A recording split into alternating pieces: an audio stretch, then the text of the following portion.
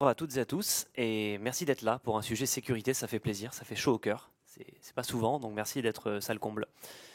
Je suis Nicolas et je vais vous raconter l'histoire d'un développeur qui, pendant un week-end, reçoit un mail de son IT sec qui lui dit « Tous tes mots de passe sont en vente sur le dark web ». Voilà.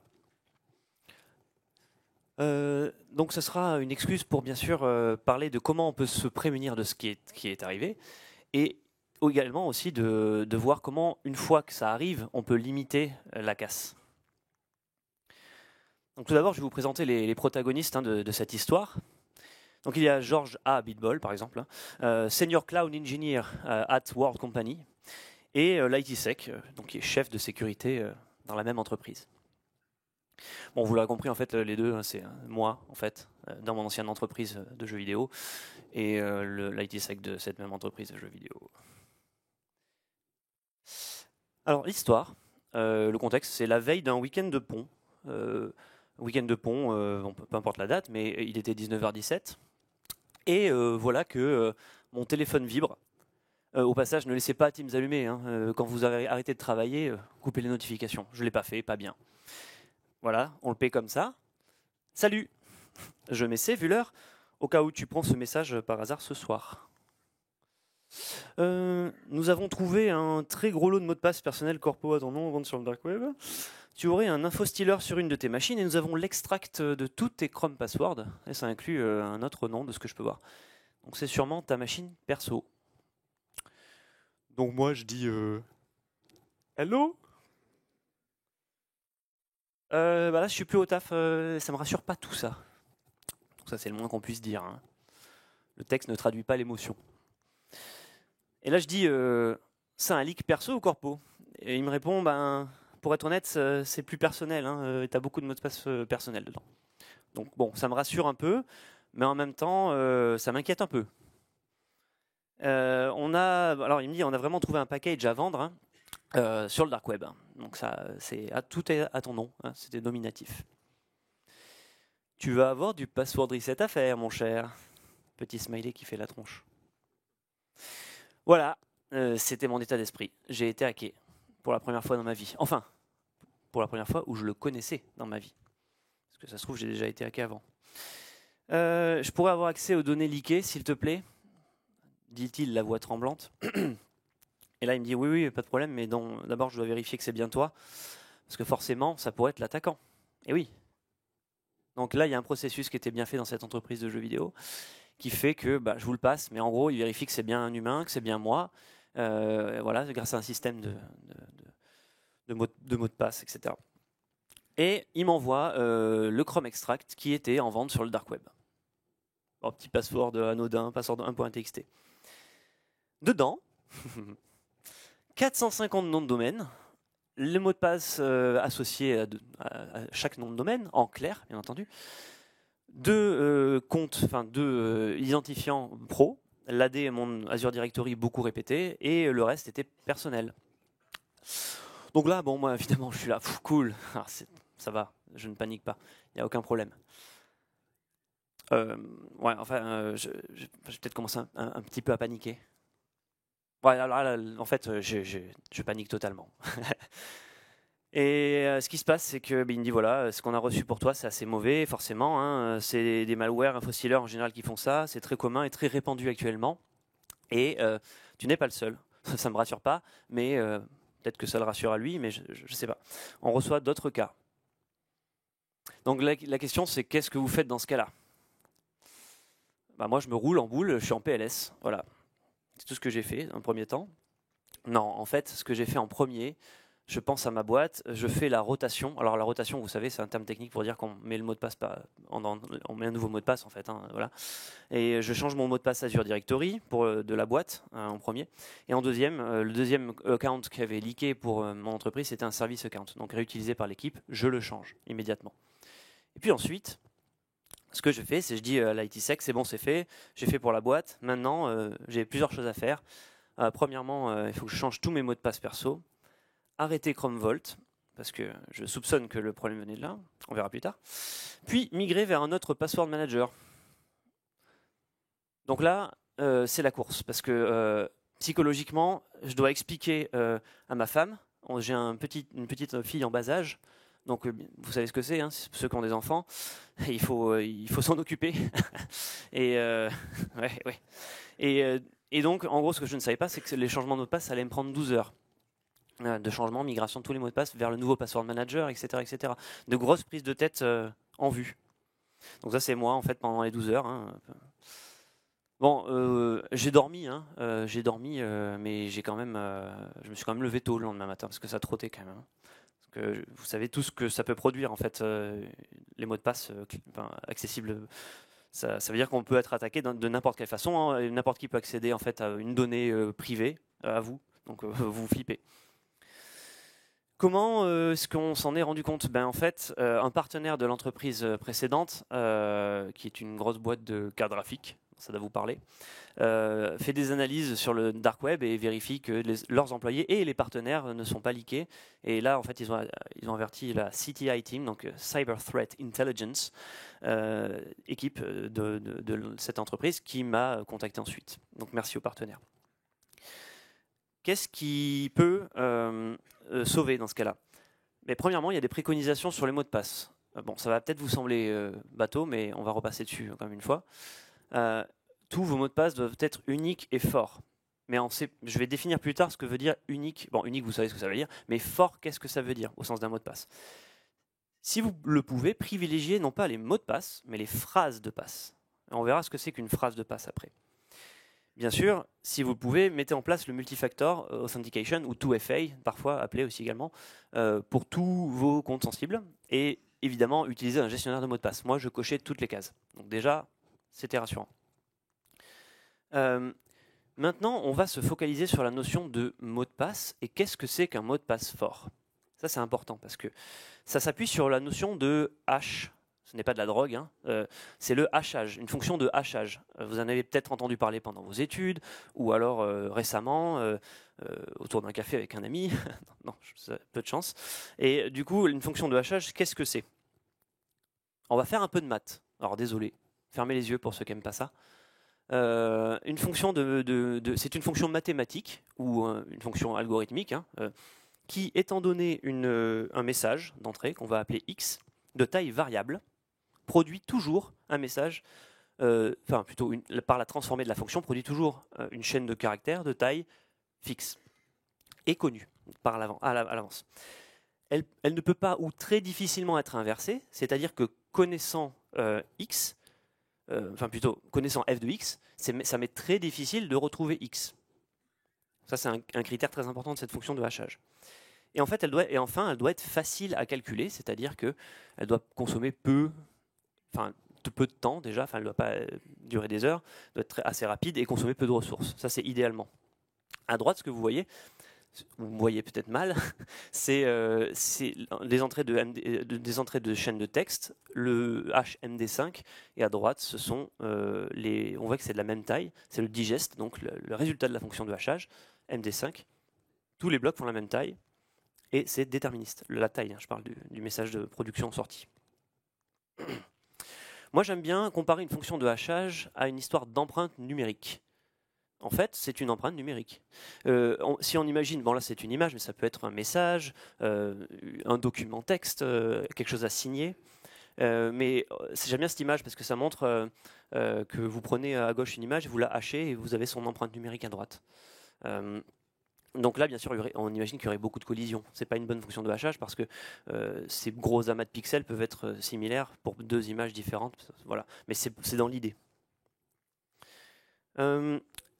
Concrètement, qu'est-ce que ça signifie? Quand vous vous inscrivez sur un site web de nos jours, on va vous demander un nom d'utilisateur qui est souvent votre email, puis un mot de passe. On va appliquer une fonction de hachage. Donc là, c'est jeanneige@winterfell.com. Et il met son mot de passe you know nothing. Ne faites pas ça, hein, c'est un mauvais mot de passe.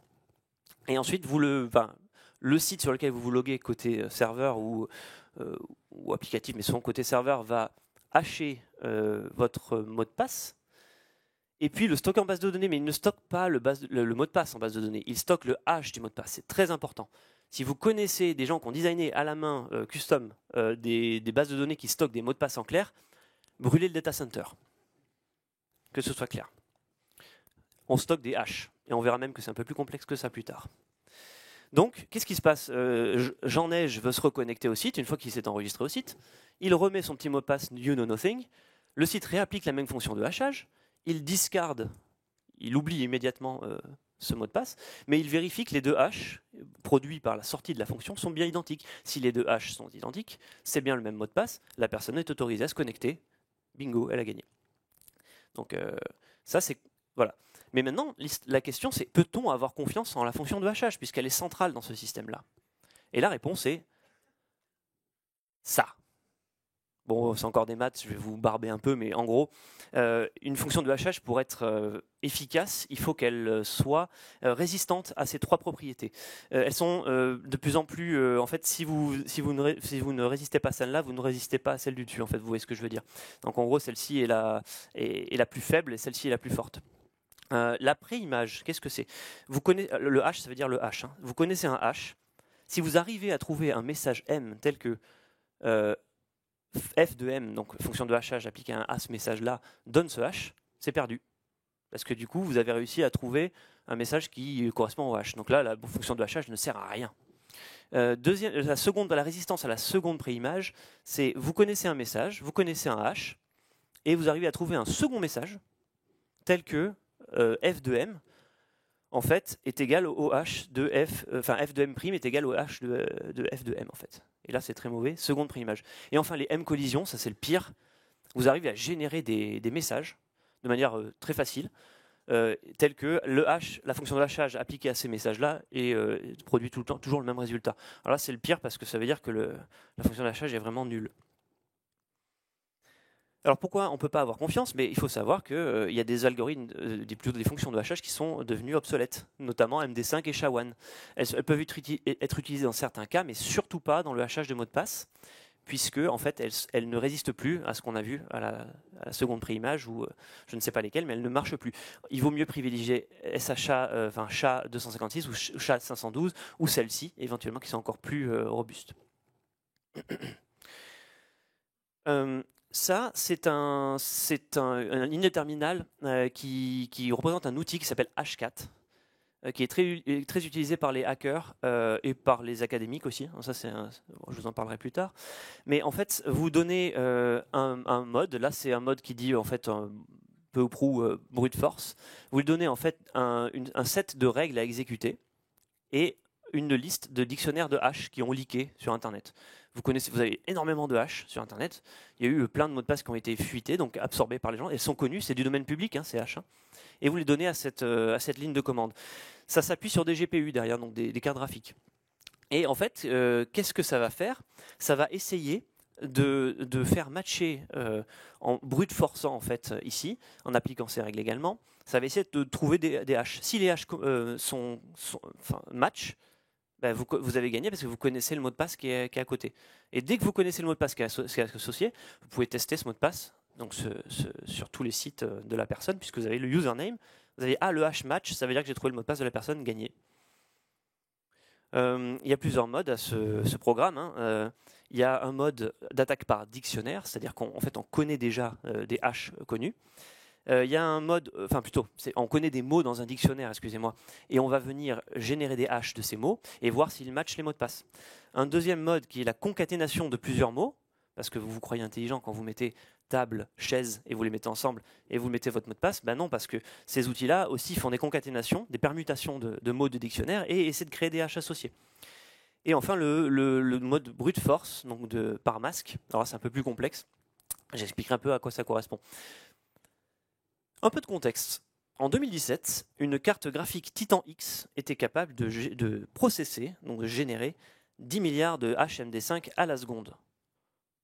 En 2024, bienvenue en 2024, la loi de Moore a fait son taf, et on est capable de générer 164 milliards de HMD5 à la seconde. Vous comprenez pourquoi elle est complètement pétée, cette fonction de hachage. Donc ne faites pas ça.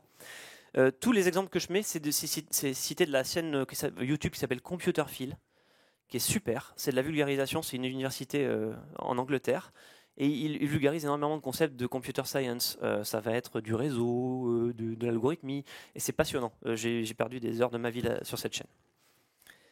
Ça, c'est un extrait, et là, il vous montre l'exécution de H4 sur des dictionnaires connus, et on voit qu'à droite, en fait, il identifie des mots de passe, et il les trouve. Donc, il connaît les users associés à ces mots de passe. Ça, c'est juste un HMD5. Donc là, il fait tourner sur, je crois, 4 Titan X, donc il génère beaucoup de hash, et il les fait matcher par rapport aux leaks qui sont connus sur Internet. Pour la recherche, hein, c'est pas un hacker.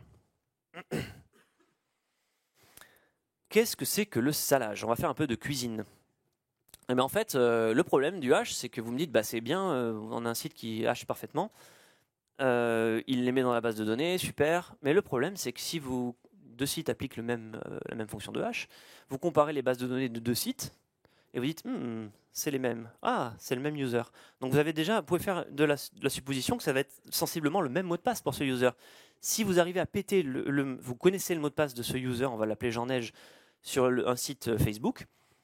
Facebook et LinkedIn utilisent par exemple le même algorithme de hachage, la même fonction de hash. Vous avez à trouver en clair le mot de passe de Jean Neige sur Facebook, puisque vous voyez que c'est le même hash, gagné. Vous connaissez également le mot de passe de Jean Neige sur l'autre site, je ne sais plus ce que j'avais dit. Donc à quoi sert le salage? C'est pour se prémunir de ce genre d'attaque. Les attaques, en fait, qu'on appelle par analyse fréquentielle ou rainbow table, ça s'appelle aussi, ou dictionnaire au brute force. Qu'est-ce qu'on fait? En fait, Jean Neige se connecte dans une base de données chiffrée aussi locale, côté base de données serveur, on stocke un cell unique à cet utilisateur. On vient le mettre en padding à la fin, ou au début ou à la fin, ça dépend du mot de passe de la personne, et on applique la fonction de hash dessus. Ça veut dire que le hash va être unique à ce site. Et ça ne va pas être le même hash que sur Facebook ou Twitter, LinkedIn, etc. Donc c'est assez intéressant. Et tous les sites le font maintenant. Vous avez déjà vu ces règles de complexité, et c'est intéressant, on va s'attarder là-dessus, parce qu'elles nous ont fait du mal, ces règles de complexité. On va voir pourquoi, justement. L'OWASP dit, voici ce qu'il faut, la préconisation encore d'aujourd'hui, qu'est-ce qu'il faut faire pour respecter les bonnes... Qu'est-ce que c'est qu'un bon mot de passe? Il faut en premier avoir 3 de ces 4 règles de complexité. Au moins un caractère entre AZ, majuscule, minuscule. Au moins un chiffre. Au moins un caractère spécial. Attention, les espaces sont des caractères spéciaux. C'est important aussi. Il ne faut pas les oublier. Et ils doivent être entre 10 et 128 caractères. Maintenant, on préconise même 12. Ou 14, mais parfois même. Parce que la longueur importe beaucoup dans le mot de passe, on verra après. Il ne faut pas plus de 2 caractères identiques d'affilée. Ceci, c'est important. Ces règles-là nous ont fait du mal, parce que, on va voir après, ça mène à des mauvaises pratiques. Hop là, qu'est-ce qui s'est passé? Ça fait 2 fois le slide. Voilà. Non, ok. Donc, en gros, ce sont les mots de passe connus, les plus fréquemment répétés au fur et à mesure des années 2019, 2020, 2021. Donc, on voit qu'en 2019, c'était 1, 2, 3, 4, 5. Ensuite, ça a été 1, 2, 3, 4, 5, 6, parce qu'on a dû imposer aux utilisateurs de passer sur 6 caractères de mots de passe. Puis, etc., etc. Et vous voyez qu'il y a des mots de passe assez mignons, du genre I love you, million to, je ne sais pas pourquoi. Ok, très bien. Password, original. Voilà, donc, tous ces mots de passe, ce sont les mauvaises pratiques, bien entendu. 1, Q, 2, W, 3, E. Vous savez, ils font un pattern sur le clavier, ça les amuse. Mais voilà, en tout cas, c'est vraiment des mauvaises pratiques. Il ne faut surtout pas faire ça, parce que ce que vont brute forcer les hackers, c'est typiquement ceux-là en premier. Donc évidemment, ce n'est pas des bonnes pratiques. Alors, il faut rester vigilant, parce que si un site vous dit « Ne mettez pas plus de X caractères pour votre mot de passe », Big red flag. Si vous dites le caractère espace est interdit, big red flag. Ça veut dire qu'ils gèrent très mal leur mot de passe derrière, où il y a une limitation technique qui fait que, attention, les hackers, ils les exploitent ça, bien entendu. Hein. Quand ils veulent attaquer un site, ils voient que le site dit n'utilisez pas les points d'exclamation ou les espaces, c'est du pain béni pour eux. Ils les enlèvent des moteurs de règles. Et du coup, ça limite la surface d'attaque. Enfin, ça limite. On va voir ce que c'est que tout à l'heure l'entropie. J'ai trouvé ce site en faisant ce talk. Ça s'appelle dumbpasswordrules.com. J'ai trouvé ça recense tous les sites en fait qui demandent des règles un peu bizarres de mot de passe, voire border. Et j'ai trouvé celui-là qui était rigolo. Bon, votre mot de passe doit inclure au moins 8 caractères, pas plus de 20. Bon, pourquoi pas, mais déjà pas plus de 20. Moi, j'aime bien des fois mettre plus de 20 pour le plaisir. Hein.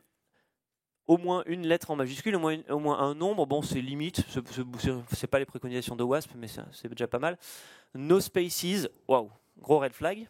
Et pas de caractère répété plus de 2 fois à la suite. Bon, ça c'était au WASP, on avait vu.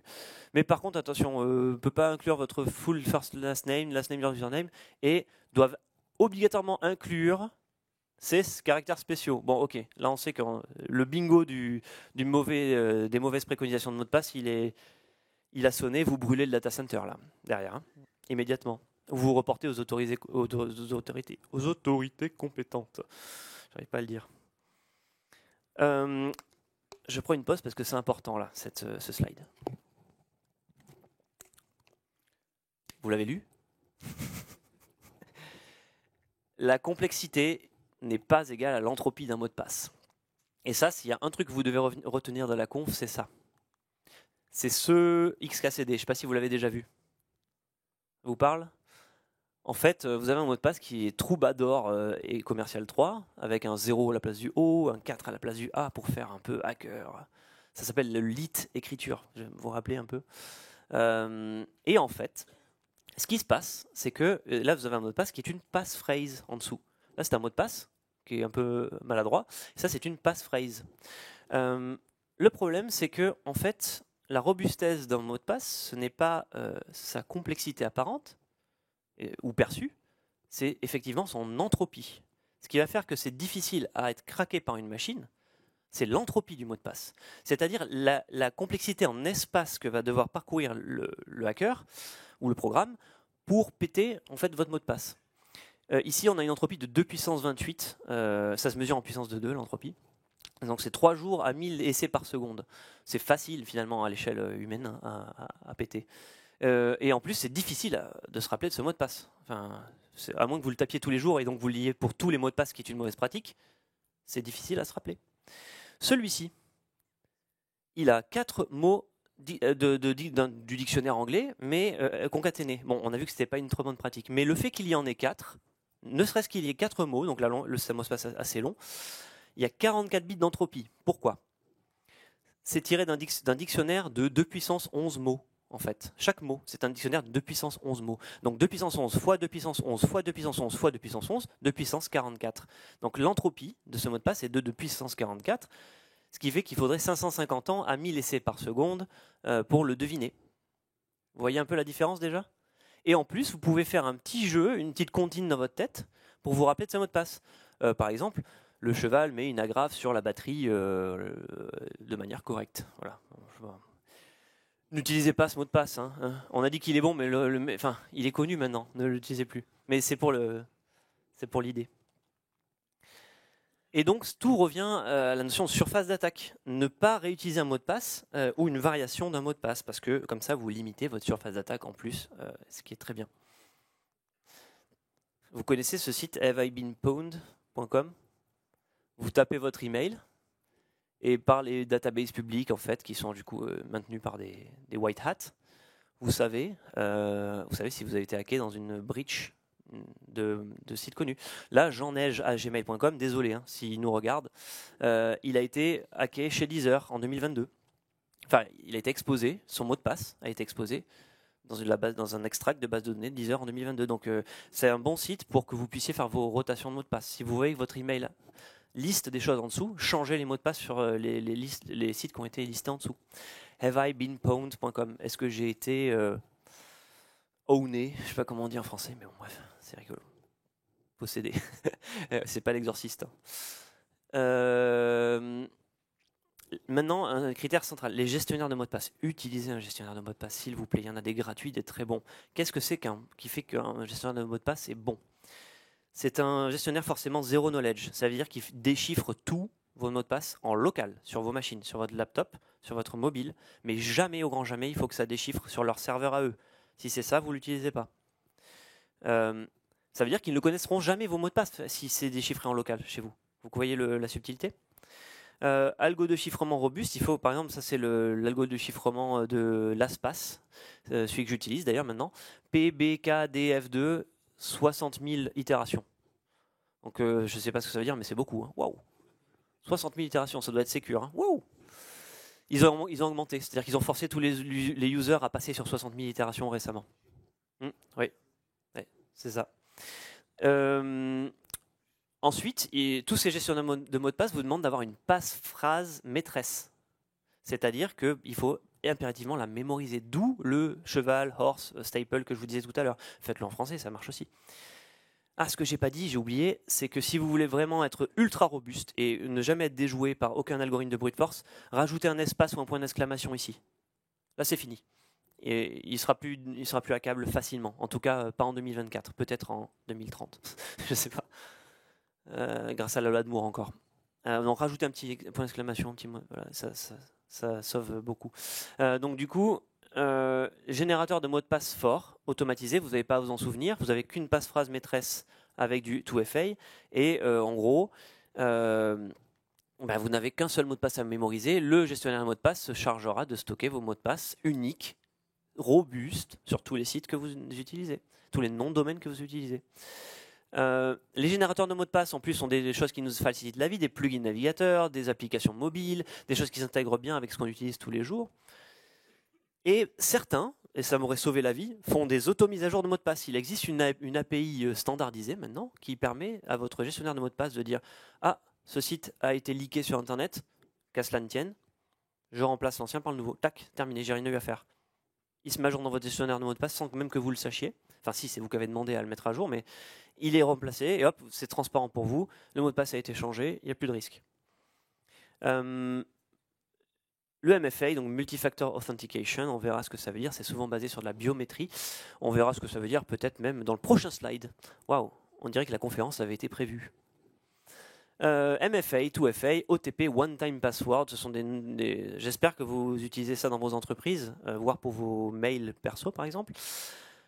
C'est ce que je dis ici, il faut les utiliser dans vos services importants. Par exemple, les emails, votre travail, la banque. Pourquoi les emails? Parce que quand vous faites des réinitialisations de mots de passe, tout termine dans votre boîte mail. Donc si vous ne protégez pas votre boîte mail, c'est équivalent à exposer tous vos mots de passe. C'est QFD. Travail, bon, souvent les entreprises le mettent en place maintenant de plus en plus souvent. C'est très important, il faut le faire. La banque, c'est moins vrai. Et ils utilisent souvent vous savez, vous cliquez sur des numéros, comme ça, vous ne pouvez pas sauvegarder en fait votre mot de passe pour les banques. Il faut le mémoriser impérativement. C'est pas mal. Bon, on l'oublie souvent. Ils nous demandent de le changer. Bon, bref. Utilisez, s'il vous plaît, pour les gestionnaires de mots de passe, enfin plutôt le MFA, pardon, utilisez des applications smartphone ou des clés physiques du genre YubiKey. N'utilisez pas les SMS. Vous savez pourquoi? Parce qu'on peut faire du social engineering où n'importe qui peut cloner votre carte SIM et il récupère tous vos one-time passwords en même temps que vous. Il connaît quelqu'un qui travaille chez Soch ou chez Orange. Il duplique votre carte SIM. Paf, quelqu'un a accès à vos mots de passe, enfin à vos one-time passwords. Donc catastrophique. Donc utilisez vos applications de smartphone, s'il vous plaît. Créez des tokens de récupération. Ne les imprimez pas, ne les laissez pas sur votre bureau parce que ça aussi c'est des one-time passwords figés dans le temps. Vous avez une liste finie, je crois 10 en général. Mettez-les dans votre drive sécurisé et gardez-les en cas d'urgence si vous avez vraiment perdu votre accès à votre application OTP. Et quand est-ce que ça arrive ça, quand on a perdu son application OTP du coup? Eh bien, quand on oublie de reconfigurer l'application sur le nouveau téléphone qu'on vient d'acheter. Ça arrive à combien d'entre vous? Moi le premier... j'ai oublié de reconfigurer mes applis MFA et du coup, j'étais bloqué sur tous mes services. Bon, maintenant, je crois que celui de Google vous synchronise avec leur cloud, donc vous les perdez moins. Mais bon, c'est de nouveau une nouvelle surface d'attaque, si on y réfléchit. Elle est plus juste locale à votre mobile, elle est déportée. Qu'est-ce que le social engineering? Donc, c'est un constat, c'est que 90% des failles de sécurité sont dues à une erreur humaine et non pas à un problème logiciel ou hardware ou une pénétration des systèmes. Donc c'est souvent nous qui sommes la faille en fait dans tous ces systèmes-là. Security fatigue. Les entreprises, soyez raisonnables. Mettez en place du SSO. Mettez des sessions MFA qui sont longues. Pourquoi on verra après. Et préconisez des gestionnaires de mots de passe corporate pour vos employés. Ça passe par l'éducation. Pourquoi? Parce que si on ne fait pas ça, ça mène à des mauvaises pratiques. Imaginez combien d'entre vous sont dans une boîte où ils demandent de changer le mot de passe tous les 6 mois. Ou peut-être un peu plus. Ouais, ok, j'en vois encore. Qu'est-ce qui se passe quand on fait ça? on met le mois et l'année dans le mot de passe, et puis voilà. Et en fait, ça n'a aucune utilité, puisque si une personne connaît votre mot de passe, elle connaît tous vos mots de passe. Du coup, ça mène à des bad practices, et c'est complètement inutile. Faites du MFA, faites du SSO. Et laissez les gens mettre un long mot de passe. Si vous voulez, mettez 14 caractères, c'est très bien. Mais laissez-les mettre un mot de passe, qu'ils le mémorisent et après, vous ne le faites pas changer parce que ça mène à des mauvaises pratiques. La security fatigue. Je ne sais plus, j'avais un slide sur la security fatigue, mais je le retrouve plus. Alors j'ai passé trop de trucs d'un coup. Ouais, c'est ça. La security fatigue, par exemple, chez Uber, en 2022, il y a des petits malins qui sont amusés à trigger des demandes MFA sur tous les employés Uber parce qu'ils ont eu accès à ça. Trop de règles de mots de passe faisaient que on se rappelle, 65% des utilisateurs réutilisent le même mot de passe, c'est ce qu'on disait. Les changements trop fréquents imposés mènent à des dark patterns, incréments mois-année. Et là, en l'occurrence, chez Uber, c'était qu'on demandait à tous les employés « Donne-moi ton MFA ». Donne-moi ton MFA. C'était ça l'attaque. Le MFA bombing, c'est ça. C'est qu'on demande à l'employé de saisir son one-time password ultra fréquemment. Et il croit que c'est volontaire de la part de l'entreprise. En fait, non. C'est que le but, c'est que l'attaquant intercepte le OTP et l'utilise à la place de l'employé. Et c'est perdu. Donc ça, c'est aussi pourquoi il faut laisser les sessions assez longues en fait, de MFA. Donc ça, on l'a vu. Et si on arrêtait les mots de passe, est-ce que c'est pas ça la solution quelque part? Merci. Ah, pardon. Je me suis trompé. Non, ça s'arrête pas là, évidemment. En fait, le FIDO, c'est un consortium, c'est pas un chien. FIDO, c'est un consortium qui s'appelle Fast Identity Online. Il contient 41 membres, 80 sponsors, 9 organisations gouvernementales, donc il y a beaucoup d'intérêt derrière. One Password, Amazon, American Express, Apple, etc., Google, American Express, et en fait, je l'ai déjà dit, je sais pas ce que c'est, Bank of America certainement. En gros, c'est quoi? Ça part du principe qu'on veut pour le web une authentification plus robuste et plus fiable, moins exposée à la bêtise humaine, si vous voyez ce que je veux dire. Que comme on a dit, c'était nous la faille dans tous ces systèmes. Et donc FIDO plus le consortium web a décrit une nouvelle API qui s'appelle WebAuthn, comme pour Web Authentication. Et là, il y a d'autres conférences après qui en parlent. Je vous mettrai le lien juste après, qui en parleront plus en détail, mais c'est très intéressant parce que c'est une spécification qui est écrite par le W3C, donc World Wide Web Consortium, et FIDO, qui est adoptée, embrassée par Google, Mozilla, Microsoft, tous les browsers, etc. Ubico aussi pour les clés, vous vous rappelez. Et qu'est-ce que c'est concrètement? Ça se base sur le chiffrement à clé publique ou chiffrement asymétrique, donc sur les papiers de Diffie-Hellman ou Merkel. Et en fait, c'est basé sur du SSH ou le RSA en fait. C'est quoi? C'est des écrans, un peu comme carrément comme le TLS. Quand vous connectez un site web la première fois, on vérifie que c'est la bonne source comment on appelle ça, le certificat. Si c'est le bon certificat, on est sûr que c'est la bonne personne. Donc c'est basé sur du chiffrement asymétrique. Qu'est-ce que c'est que le chiffrement asymétrique? Bon, c'est un rappel. Certains d'entre vous le savent forcément. En fait, c'est basé sur tout ça, c'est basé sur des mathématiques et c'est une relation particulière entre deux clés qui sont des valeurs en fait.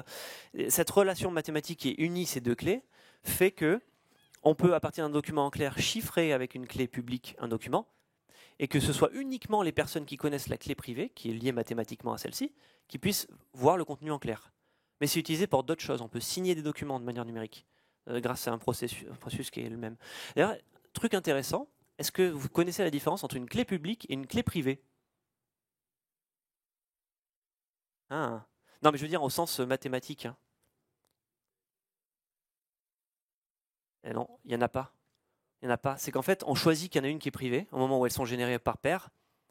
Et en fait, on en tag une en privé et l'autre en public. Et après, on distribue bien sûr que la publique. En fait, mais on pourrait choisir n'importe laquelle au départ. Ça, je ne le savais pas avant de préparer la conférence. Donc en fait, elles ont juste une relation mathématique qui les unit, mais on peut dire que celle-ci, c'est la privée. Et l'autre, c'est la publique. Voilà. Donc ça, c'est intéressant.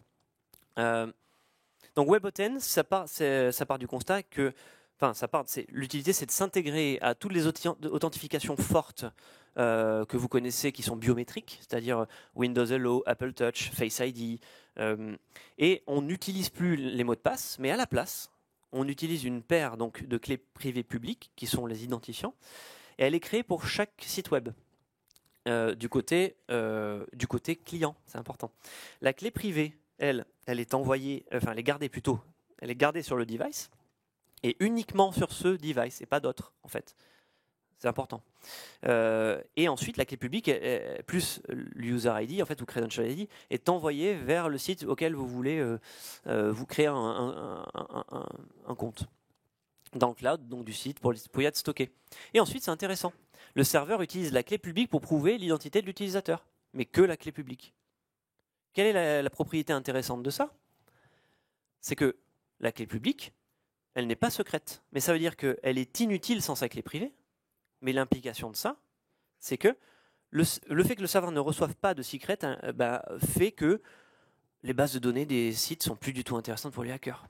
En fait, ça leur fait une belle jambe, ils ont les clés publiques des gens, super, ils peuvent rien en faire. Et donc, elles ne leur servent effectivement plus à rien. On prévient toutes les attaques, en fait. Comment ça marche l'inscription? Ça s'est tiré de WebAuthn. On dit, le device mobile dit je veux créer un nouveau compte. Ok, le serveur il dit donne-moi ta clé publique. Le client génère une paire de clés. Tac. Il dit voilà la clé publique. Ah très bien, merci, bienvenue sur le site. Il stocke la clé publique bien sur le serveur. Quand la personne veut se loguer, elle dit je veux me connecter. Et ça c'est l'autre propriété du chiffrement asymétrique qu'on n'a pas vu tout à l'heure. Ok, mais prends ce petit message et fais-moi une petite signature pour me prouver que c'est bien toi. La signature, c'est en gros, vous faites un hash, c'est un petit hash du document qu'il envoie en fait. Il crée une signature avec la clé privée, le client, parce que lui, il la détient, mais que lui. Il n'y a même pas un autre device, c'est vraiment que ce device. Ok, voici le document signé. Il transite dans le réseau en TLS, sécurisé. Il arrive sur le serveur. Le serveur, il dit ah oui, à l'aide de la clé publique, je constate que le hash, enfin la signature que tu as faite, il n'y avait que toi qui pouvais la faire. Personne d'autre ne pouvait la faire sans connaître la clé privée. Très bien, c'est toi, tu t'es connecté, bonjour. Voilà. Bienvenue. Petite démo, si ça marche. Ça, c'est webauthn.io. Donc là, j'utilise mon laptop qui a vous savez, un fingerprint reader. Donc je dis hello, je crée un user hello Devox. Et là, on n'est pas habitué à ça. Il n'y a pas de mot de passe, vous allez voir, c'est ouf. Je fais register. Là, il me dit, OK, quel device physique veux-tu utiliser pour stocker ta clé privée publique? Je vais dire, j'ai soit mon smartphone, mon Chrome Profile. Là, je vais prendre mon Chrome Profile. Clac. Hello Devox, OK. Pack. Il me dit, mets ton doigt. Je mets mon doigt. Il dit, ça y est, bienvenue sur le site. Tu as register sur ce site. C'est fou, hein? Et attendez, regardez. On peut même maintenant se loguer. Je fais Authenticate avec Hello Devox. Il me dit, OK, mais mets ton doigt. Ça va chercher dans vos clés privées. Et hop, ça fait. Et voilà, je suis connecté. On n'est pas habitué à ça, mais on met plus de mot de passe. C'est quand même fou, hein? Ça marche bien. Ça, c'est le futur très proche, parce qu'il y a beaucoup de sites qui commencent à faire ça quand même. Hein. Mais on le voit arriver de plus en plus. Donc ça, c'était la démo. Je ne sais pas pourquoi ma voix est partie comme ça. Learn more, donc c'est ce que je disais, il y a une super conf certainement de Josh Long et de Daniel Garnier Moharou, tous les deux bossant chez Spring Boot et Spring, qui vont vous parler de ça en EI 153 à 14h35. Je pense une implémentation Spring du coup de WebAuthn. Et allez-y, je pense que ça serait cool. Et enfin, pour conclure, l'origine du mal. Qu'est-ce qui a fait que je me suis fait péter tous mes mots de passe, enfin, extract tous mes mots de passe? Et là, vous allez voir pourquoi il faut arrêter d'utiliser certaines choses. Bon, déjà, j'ai fait une erreur. Ça, c'est un log que m'a envoyé l'admin, l'ITsec. Il m'a envoyé un extrait de log qui dit, concrètement, ça, c'est ton PC fixe qui s'appelle NicoFix, original. Ça, c'est mon nom de machine. Hardware manana, ok, on voit le contexte d'exécution, j'ai une carte graphique 3070, ça c'était mon vieux processeur, et en fait, je crois que j'ai pas la suite. Ouais, c'est ça. Un des softwares qui tournait à ce moment-là, c'est Heaven Benchmark version 4.0. Et je corrèle avec les timestamps que je trouve dans ce fichier, ici, là. Je me dis, ça correspond au moment où je faisais un benchmark de ma carte graphique. Vous vous rappelez, je bossais pour un éditeur de jeux. Je faisais un benchmark de ma carte graphique à ce moment-là. Tiens.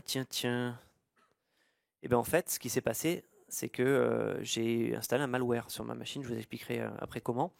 Donc j'ai identifié cet exe-là. Le délai en fait d'exposition de mes mots de passe sur le dark web, c'était entre le 30 octobre et le 11 novembre. Donc 11 jours pendant lesquels quelqu'un a pu acheter le bundle. Pour info, il était vendu $100. Je suis pas très cher comme mec. Je sais pas si je dois le prendre bien ou pas du coup. C'est pas grave. Hein. Je suis pas non plus. Mais par contre, ça veut dire que pendant 11 jours, j'aurais pu potentiellement avoir quelqu'un. Je ne sais pas, ça se trouve quelqu'un l'a fait. En tout cas, notre partenaire de carte graphique avait acheté le bundle. C'est comme ça qu'ils ont vu que. Et gratuitement, ils nous ont dit gratuitement, c'est là qu'on a trouvé votre collaborateur qui a ses mots de passe. Donc oui, en fait, c'était un malware. Je l'ai envoyé sur un site qui s'appelle hybridanalysis.com. Et en fait, c'est une DVM vraiment compartimentée. Vous mettez l'exe Windows dessus, il lance la VM, il exécute. Et ensuite, il scanne tout ce qu'il peut, ce qui se produit, les appels réseau, les process qui sont spawnés, tout. Il fait un rapport de tout ce qui se passe.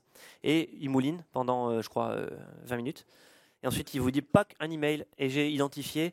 Et pareil, vous vous rappelez, on parlait de hash. Et bien en fait, les malwares ont des hash aussi. Du coup, en fait, ce que font les antivirus, c'est qu'ils disent ce hash, je le connais, c'est tel trojan, tel malware, tel truc. Et ils m'ont dit ok, là, je vois malicious, install.exe, browserassistant.exe, ok, très bien.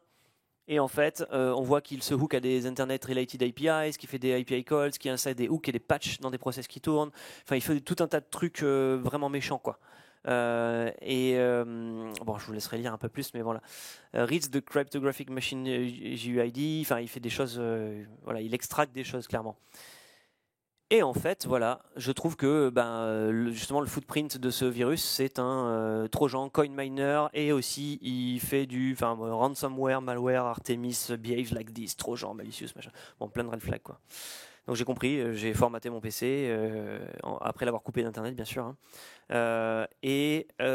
Voilà, et là c'est là aussi dans cette page de rapport qu'on voit que l'exécution par an, donc l'exe à l'origine du mal, c'est celui-là, c'est GPU-Z, donc un truc de benchmark de GPU en fait, 2.5.0 MSI.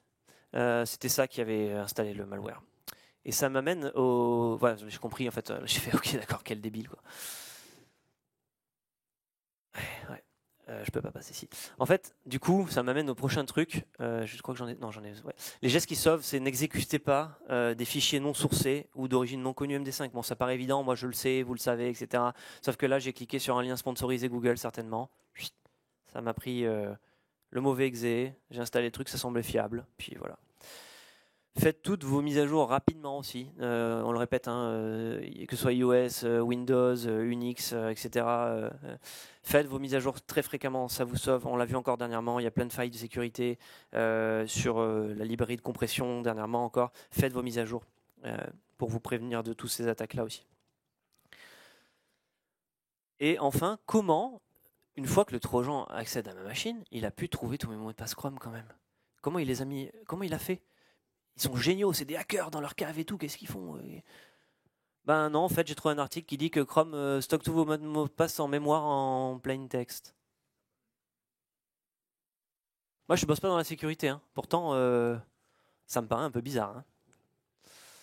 Hein. Et puis aussi, pourquoi? Parce qu'en fait, even though Chrome, Firefox and Edge browsers store passwords in encrypted databases, ouais, ils sont chiffrés quand même. Ouais, cool. All three intentionally leave encryption keys completely unprotected in predictable locations. Donc en gros, il dit tiens, j'ai chiffré tous tes mots de passe. Bon, par contre, dans ma doc publique, les clés pour les déchiffrer sont là, hein, sur ta machine. Ah, merci. Du coup, quel est l'intérêt de les chiffrer? Aucun. N'utilisez pas les gestionnaires de mots de passe des browsers. Donc ça, c'est le second gros message de la conf. N'utilisez pas les gestionnaires de mots de passe des browsers. Utilisez des outils peut-être payants ou gratuits, gestionnaires de mots de passe, qui le feront beaucoup mieux, beaucoup plus sécurisé. Merci aussi, je remercie encore l'IT-Sec de mon ancienne entreprise et puis le partenaire, hein, sans qui en fait j'aurais eu tous mes mots de passe et un beau jour j'aurais vu peut-être une tentative de connexion sur mon mail ou je ne sais pas. J'aurais dit tiens c'est bizarre ça. Puis une deuxième, etc. Puis quelqu'un aurait peut-être accédé à mes adresses aussi, postales, mon numéro alors pas carte bleue parce que je crois que j'avais pas ça, mais mon numéro de téléphone, etc., etc. Donc voilà, la partie un peu plus ennuyeuse, qui je suis. Je suis Nicolas Comé, je suis Senior Staff Software Engineer chez Betclic. Je travaille dans l'Experience Lab et vous pouvez trouver toutes les coordonnées ou me joindre ici. Ça, ce sont les slides pour info. Tout est interactif, donc vous pouvez scanner ce QR code, réutiliser tous les slides que vous avez vus. Vous avez les liens vers tout ce que j'ai mis. Donc je vous laisse un peu de temps pour le scanner. Parce qu'il reste 7 secondes. Waouh! C'est bon? Dites quand c'est bon. C'est bon? Venez me voir après au pire. Et ça, n'hésitez pas à me mettre un feedback. C'est très important pour moi pour que je m'améliore. Ce que je fais mal, ce que je fais mieux, ce que je fais. M'insultez pas, ils ont dit que c'est pas dans le code of conduct. Faites pas ça. Merci beaucoup. Et les questions, ce sera après parce que j'ai dépassé de 15 secondes. Merci beaucoup.